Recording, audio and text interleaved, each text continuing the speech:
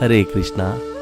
पिछली वीडियो में हमने देखा कि जब सभी लोकों के प्राणी अपने अपने शासकों के साथ भगवान की शरण में, भगवान अच्युत की शरण में गए और उन्होंने जाकर भगवान से प्रार्थना की, भगवान ऋषिकेश की उन्होंने आराधना की, बिना कुछ खाए पिए और बिना सोए, तो भगवान उनके ऊपर प्रसन्न हुए और एक आकाशवाणी प्रकट हुई जिसमें भगवान ने उनको आश्वासन दिया कि आप डरिए मत, आपका कल्याण होगा। और उसका जो दुष्कर्म है हिरण्यकशिपु का, भगवान ने बताया कि वो मुझे ज्ञात है, उसका मैं शांति करूँगा, तब तक आप प्रतीक्षा करो। ऐसा कहने से भगवान के आश्वासन देने पर भगवान ने उनको ये भी बताया कि जब वो अपने ही पुत्र प्रहलाद अर्थात जो मेरा भगत है, जब हिरण्यकशिपु उसको सताएगा तो मैं उसका वध कर दूंगा, भले ही उसको ब्रह्मा जी ने वरदान दे रखे हैं। इस तरह से कहकर भगवान जो वाणी थी आकाशवाणी वो चुप हो गई और देवताओं ने भगवान को प्रणाम कर कर उनका उद्वेग चला गया और उन्होंने देवताओं ने मान लिया कि हिरण्यकशिपु मारा जा चुका है।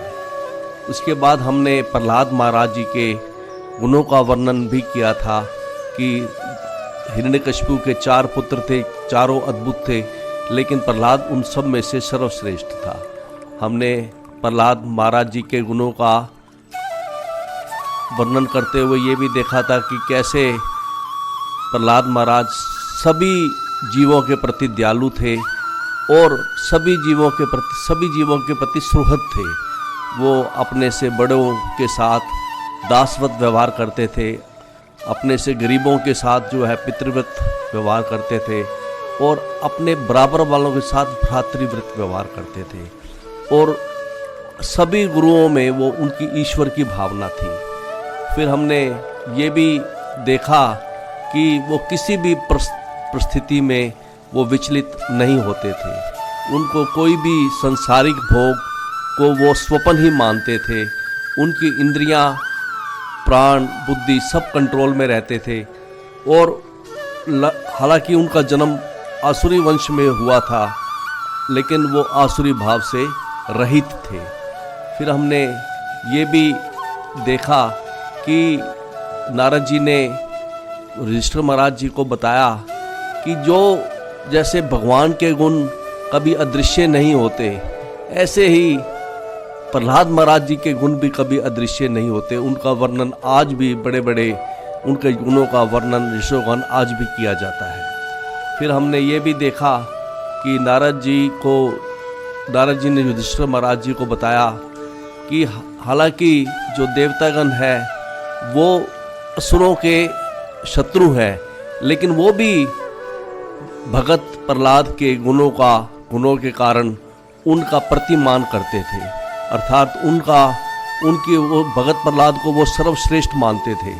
वो उसका एग्जाम्पल देते थे, भगत हो तो भगत प्रहलाद जैसा हो। और उसके बाद हमने ये भी देखा कि भगत प्रहलाद के असंख्य गुण थे, लेकिन एक ऐसा गुण था जो सर्वश्रेष्ठ था, और वो गुण क्या था कि भगवान कृष्ण के चरणों में उनकी नैसर्गिक रति थी, स्वाभाविक रति थी।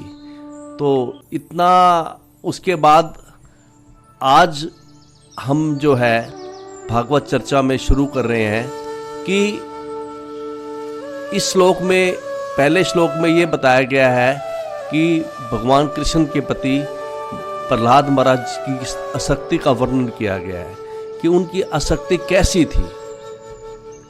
तो आइए भगवत चर्चा शुरू करें। न्यस्त क्रीडन कह बाल जड़वत तत् मनस्तया कृष्ण ग्रहितात्मा ना वेदे जगत ईदृशम।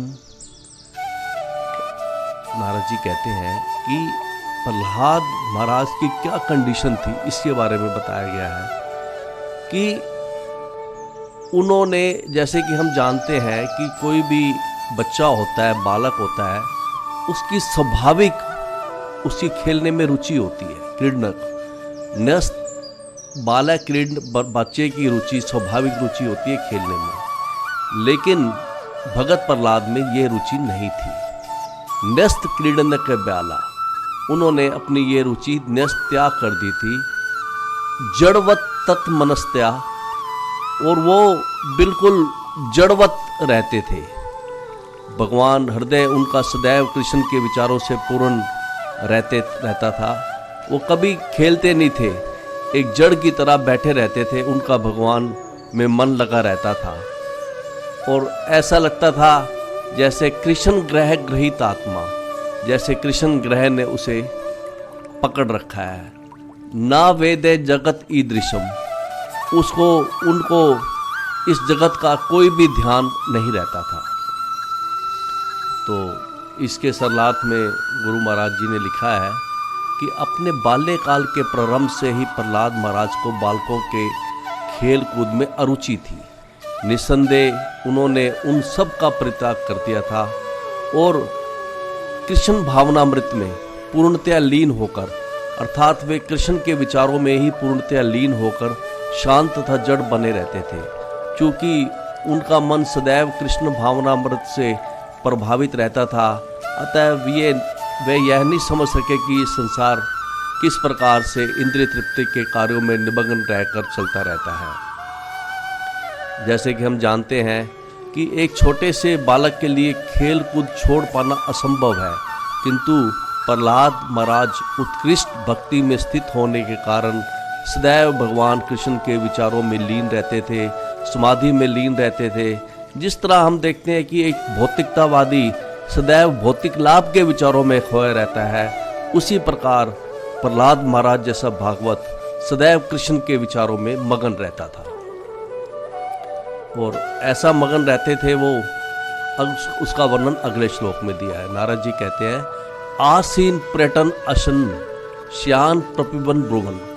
आसीन मतलब बैठे हुए, पर्यटन मतलब घूमते हुए, अश्वन मतलब खाते हुए, श्यान लेटे हुए, प्रपिबन पीते हुए, ब्रुवन बोलते हुए। ना अनुसंधनते ऐतानी, जब ये सारे कार्यकलाप करते थे उनको नहीं पता था वो कार्यकलाप कैसे हो रहे हैं। गोविंद परिरंभिते, वो अपने आप को ऐसा लगता था उनको कि भगवान गोविंद ने उसको आलिंगन कर रखा है। इसके सरलार्थ में गुरु महाराज जी ने लिखा है कि प्रहलाद महाराज सदैव कृष्ण के विचारों में लीन रहते थे।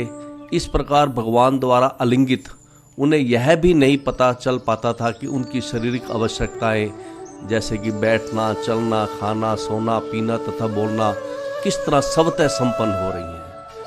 हम गुरु महाराज जी ने समझाते हुए हमें बताया है कि प्रहलाद महाराज की दशा, एक छोटे बालक तो थे ही 5 साल के वो, उनकी दशा एक बालक जैसी ही थी। एक छोटा सा बालक अपनी माता द्वारा लालन पालन किए जाने पर यह नहीं जान पाता कि किस तरह खाने की व्यवस्था हो रही है उसके, किस तरह माँ उसके सोने की व्यवस्था कर रही है, किस तरह माँ उसके लेटने की व्यवस्था कर रही है, किस तरह उसकी माता मल विसर्जन, मलमूत्र विसर्जन जैसी शरीर की आवश्यकताएं पूरी कर रही है। वह केवल अपनी माता की गोद में पड़े रहने से संतुष्ट रहता है, जिस प्रकार एक छोटा बच्चा। उसी प्रकार प्रहलाद महाराज एक छोटे से बालक के तुल्य थे, जिसकी देख रेख गोविंद द्वारा की जा रही थी, भगवान गोविंद द्वारा। उनके शरीर के आवश्यक कार्यकलाप अनजाने ही संपन्न हो रहे थे। जिस प्रकार माता पिता अपने बालक की देख रेख करते हैं, उसी प्रकार गोविंद के विचारों में मगन प्रहलाद महाराज की रक्षा गोविंद कर रहे थे और उनको ये नहीं पता था कि उसके सारे कार्यकलाप कैसे पूरे हो रहे हैं। अगले श्लोक में नारद जी कहते हैं कि उनकी दशा कैसी थी। कवचित रुदती बैकुंठ चिंता शबल चेतना, कवचित हस्ती तत्चिंता आह्लाद उद्गायती क्वाचित। उनकी दशा क्या थी? उनकी मिक्स चेतना थी, शबल चेतना। कभी तो रुदती, कभी तो वो रोते थे, क्वचित हस्ती, कभी वो हंसते थे, और कभी उद्गायती, कभी उच्च स्वर से वो बोलते थे। तो और इस श्लोक में जो वैकुंठ चिंता या तत्चिंता, इसका वर्णन है, इसका मतलब चिंतन से है। तो वो कभी कभी छोटे बच्चे की तरह प्रहलाद महाराज जो है ना, वो कभी जब उनको लगता कि वैकुंठ चिंता, भगवान के चिंतन में, यहाँ चिंता का मतलब चिंतन है, जब भगवान के चिंतन में लगे रहते और उनको लगता कि भगवान उनसे दूर चले गए हैं, तो रोने लग जाते। और क्वचित हस्ती, तत्चिंता आह्लाद, और कभी कभी उनको लगता कि भगवान उनके नज़दीक आ गए हैं, पास आ गए हैं, तो हंसने लगते, उनकी चिंतन से आह्लाद होता उनको। कहते हैं कि समझाने के लिए कह रहे हैं कि जिस तरह एक बालक, माता छोटे बच्चे को पालने पे छोड़कर कोई घरेलू कार्य करने चली जाती है, और बालक को तुरंत जान लेता है कि उसकी माता दूर चली गई है, और उसकी माता दूर चली गई है तो वो रोने लग जाता है। और जैसे ही माता लौटकर बच्चे को लाड प्यार करती है, त्यों ही बच्चा हंसने लग जाता है, प्रफुल्लित हो उठता है। इसी तरह से प्रहलाद महाराज थे। कभी उनको ध्यान आता कि भगवान उनसे दूर चले गए हैं तो वो रोने लग जाते, कभी उनको लगता कि भगवान उनके नज़दीक आ गए हैं, एक छोटे बच्चे की तरह जैसे वो हंसने लग जाते। और कभी कभी इस प्रकार प्रहलाद महाराज भगवान कृष्ण के विचारों में सदैव मगन रहते, और कभी यह सोचकर वियोग का अनुभव करते कि कृष्ण कहीं दूर चले गए हैं, कृष्ण कहाँ हैं, तो वो जोर जोर से बोलते, हे कृष्ण, उद्गायती क्वचित, जोर जोर से बोलते, हे कृष्ण, हे कृष्ण। तो इसके सरलार्थ में गुरु महाराज जी लिखते हैं कि कृष्ण भावनामृत में प्रगति होने से वह कभी, प्रहलाद महाराज कभी रोते थे, कभी हंसते थे, कभी हर्षित होते थे, है ना, कभी उच्च स्वर में वो गाने लग जाते थे। अगले श्लोक में नारद जी कह रहे हैं युधिष्ठिर महाराज को, नदति क्वचित उत्कंठ विलज्ज नृत्यते क्वचित। कभी कभी वो जोर से चीखते, नदति मतलब जोर से चीखते, उत्कंठ मुक्त कंठ से, और कभी कभी क्या करते, विलज्ज, लज्जा छोड़कर, नृत्य करते क्वचित। और कभी कभी क्वचित तत् भावना युक्त, कभी कभी ऐसी भावना उनके अंदर आती, क्वचित तत् भावना युक्त कि मैं ही कृष्ण हूँ, और तत् में अनुचकार, और ऐसा सोच के कि मैं ही कृष्ण हूँ, वो उनका अनुकरण करने लगते। अर्थात जो लीला भगवान ने करी है वो समझते कि मैं ही कृष्ण हूँ, वही लीला वो करना शुरू कर देते। तो इसके सरलार्थ में गुरु महाराज जी ने लिखा है कि कभी कभी भगवान का दर्शन करके प्रहलाद महाराज पूर्ण उत्सुकतावश जोर जोर से पुकारने लगते, कभी कभी वे प्रसन्नतावश अपनी लज्जा खो बैठते और हर्ष के भावावेश में नाचने लगते, कभी कभी कृष्ण के भावों में विभोर होकर वे भगवान से एकाकार होने का अनुभव करते और उनकी लीलाओं का अनुकरण करते। तो इसके बाद अगले श्लोक में नारद जी कहते हैं, ये सब श्लोक में भगत प्रहलाद जी की दशा का वर्णन है कि कैसे, कितने वो भगवान के प्रति उनकी आसक्ति थी। नारद जी कहते हैं, कवचित उत्पलक तुष्णीम आस्ते संस्पर्श निर्वत है। कभी कभी वो ऐसा लगता कि उनको कि मैंने संस्पर्श निवृत है, कि मैंने भगवान कृष्ण को आलिंगन किया हुआ है।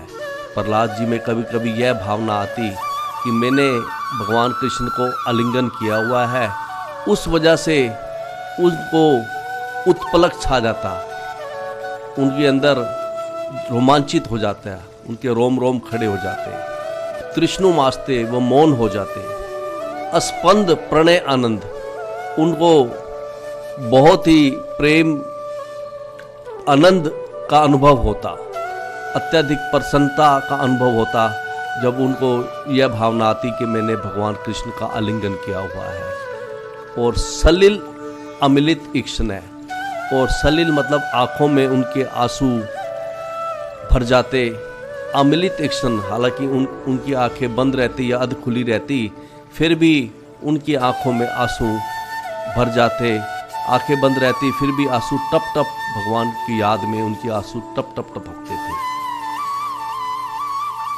तो इसके सरलार्थ में गुरु महाराज जी लिखते हैं, कभी कभी भगवान के कर कमलों का स्पर्श अनुभव करके वे आध्यात्मिक रूप से प्रसन्न होते और मौन बने रहते, उनके शरीर के रोंगटे खड़े हो जाते, रोमांच आ जाता और भगवान के प्रेम के कारण उनके अर्ध निमीलित नेत्रों से अश्रु ढुलकने लगते। तो ऐसी उनकी दशा थी। उसकी अगले श्लोक में उनकी और दशा का वर्णन है। कहते हैं कि स उत्तम श्लोक पद अरविंद्यो निवेश्या अकिंचन संग लब्ध्या। भगवान का एक नाम उत्तम श्लोक भी है। भगवान की स्तुतियाँ, भगवान के चरण कमलों की स्तुतियाँ, पाद अरविंदो, भगवान के चरण कमलों की स्तुतियाँ उत्तम श्लोक द्वारा की जाती है। और यहाँ नारद जी कह रहे हैं, जिन भगवान की चरणों की स्तुतियाँ उत्तम श्लोकों द्वारा की जाती है, करते हैं जो भगत जन, उनकी सेवा में लगे रहते हैं, अकिंचन, उन भक्तों को इस जगत से कुछ भी लेना देना नहीं है, संग लब्ध्या, ऐसे भक्तों का संग पाकर भगत प्रहलाद जी तनवन प्राम निवृत्तिम आत्मनय मुहु, वो भगवान भगत प्रहलाद ऐसे भक्तों का संग पाकर स्वयं भी आनंद में डूब जाते थे। और यहाँ तक कि उनके जो दुसंग दीन से, जो उनके साथीगण थे, उनके स्कूल के साथ जो उनके विद्यार्थी थे, जिनका संसारिक आसक्ति के कारण जिनका मन दुखी हो गया था दुसंग दीन से, वो भी जब उनकी बात सुनते थे प्रहलाद महाराज की, या उनको देखकर ही उनको सुख मन शमम व्याधात, उनका मन शांत हो जाता था, उनको देख के ही वो सुखी हो जाते थे। तो इसके सरलार्थ में गुरु महाराज जी ने ये लिखा है कि पूर्ण अनन्य भक्तों की संगति के कारण, जिन्हें भौतिकता से कुछ भी लेना देना नहीं था, प्रहलाद महाराज निरंतर भगवान की चरण कमलों की सेवा में लगे रहते थे। प्रहलाद महाराज जो अकिंचन भगतों के साथ निरंतर भगवान के चरण कमलों की सेवा में लगे रहते थे, जब वे पूर्ण आनंद में होते थे तो उनके शारीरिक लक्षणों को देखकर आध्यात्मिक ज्ञान से विहीन व्यक्ति भी शुद्ध हो जाते थे। दूसरे शब्दों में प्रहलाद महाराज उन्हें दिव्य आनंद प्रदान करते थे। तो अगले श्लोक में नारद जी कहते हैं कि ऐसे तस्मिन महाभागवते, ऐसे भगवान के परम भगत, महाभागे, महान भाग्यशाली, महाआत्मनी, जिनका मन अत्यंत उदार है, तो ऐसे प्रहलाद महाराज जो कि महाभागवत थे, महान भाग्यशाली थे, जिनका मन अत्यंत उदार था, ऐसे पुत्र के प्रति हिरण्यकशिपु राजन, हे राजा युधिष्ठिर, हिरण्यकशिपु ने अक्रोध अघम आत्मजे, ऐसे शुद्ध भगत के प्रति हिरण्यकशिपु ने अत्यंत महापाप किया, अक्रोध किया, अगम महापाप। और किसके प्रति? आत्मजे, अपने ही द्वारा पैदा किए पुत्र के प्रति। यहाँ पर बताया गया, गुरु महाराज जी कहते हैं कि हिरण्यकशिपु ने प्रहलाद महाराज के गुणों पर कभी विचार नहीं किया कि मेरा पुत्र जो है महाभागवत है, महाभाग्यशाली है। उसके ऊपर उसको केवल यह देखता था कि ये तो कृष्ण का भगत है, इसको मारो बस।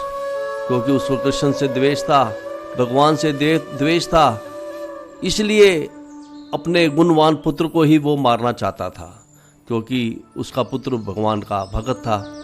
तो जब अपनी कठिन तपस्या के बल पर उच्च स्थान पर होते हुए भी हिरण्यकशिपु जैसा कोई असुर किसी भगत को तंग करने लगता है तो उसका पतन होने शुरू हो जाता है और उसकी तपस्याओं के फल क्षीण होने लगते हैं। जो व्यक्ति किसी शुद्ध भगत को सताता है तो वह अपनी सारी तपस्या तथा पुण्य कर्म के फल खो देता है। चूँकि हिरण्यकशिपु अपने महानतम भगत पुत्र प्रहलाद महाराज को प्रताड़ित करने पर तुल गया था, उसका ऐश्वर्य जो है वो क्षीण होने लग गया था।